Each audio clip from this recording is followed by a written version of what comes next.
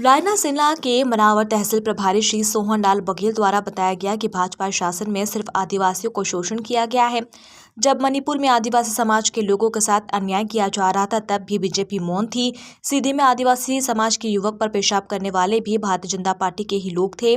जब नेमावर में आदिवासी बहनों की हत्या की गई थी वो सब भी बीजेपी के पदाधिकारी थे, लेकिन आज तक हमारी आदिवासी बहन को न्याय नहीं मिला।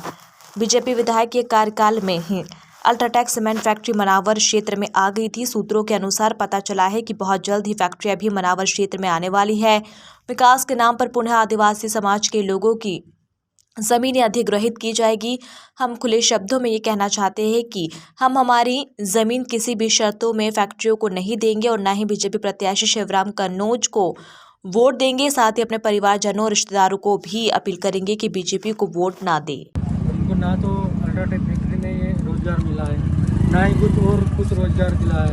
फिर ये बीजेपी के शासन में हुआ है, बीजेपी की सरकार में हुआ है। और आज जैसे आज युवा लोग हैं पढ़े लिखे, वो जागरूक हो गए और उनका यही कहना है कि आज बीजेपी की जब सत्ता थी तो हमारे लोगों पे भोपाल गए थे आंदोलन के लिए, उन पे लाठियाँ चलाई गई।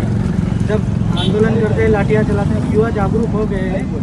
बीजेपी को वोट नहीं देने का पूरा फैसला बना। मेरा नाम रंजीत राणा बामनिया है, मैं फिलिस्तीन लाइन सेना भारत जिला अध्यक्ष हूँ। किस विषय में रैली निकाली गई आज? ये जागरूकता के विषय में रैली निकाली गई है, आदिवासी समाज को जागरूक करने के लिए, क्योंकि बीजेपी शासन जो बीजेपी सरकार है 2018 से जैसे अल्ट्राटेक सीमेंट फैक्ट्री यहाँ बनी है वो बीजेपी शासन में बनी और उसके वजह से कहीं आदिवासी समाज के कई परिवार बेघर हो चुके हैं, अपने घरों से बेघर हो गए हैं, उनसे जमीनें छीन ली गई है और ये सब चीजें हो रही है बीजेपी शासन में। और जैसे कि यहाँ के जो है खुद स्थानीय निवासी उनको पलायन करने के लिए गुजरात जाना पड़ रहा है, खुद की जमीन छोड़ के घर छोड़ के, और ये सारी चीजें हो रही है बीजेपी के शासनकाल में। और बीजेपी है आदिवासी विरोधी।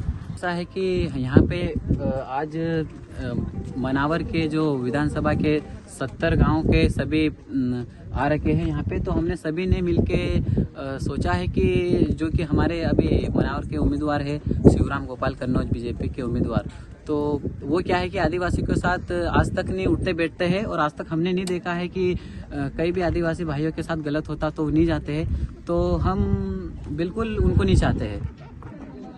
हाँ, मतलब बीजेपी प्रत्याशी शिवराम कन्नौज का विरोध कर रहे हो? हाँ।